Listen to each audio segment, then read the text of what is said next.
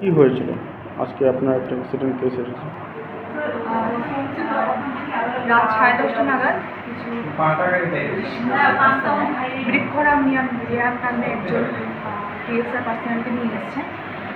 জানা যায় উনি নাকি মাথায় চোট পেয়েছেন, হাতে এবং পায়ে চোট পেয়েছেন এবং কোনো একটা গাড়ি ওনাকে তার দিকে চলে গেছে।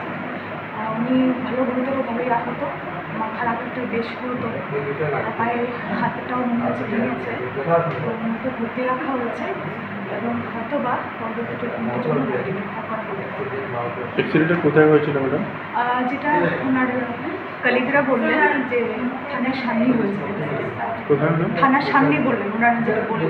কোন থানা ম্যাডাম? থানার সামনে বলেছেন। এক্স্যাক্টলি ওনারা যারা এসছেন সাথে ওনারা খুব ভালো জানেন না। ওনার নাম ম্যাডাম? বৃক্ষরাম রিয়া।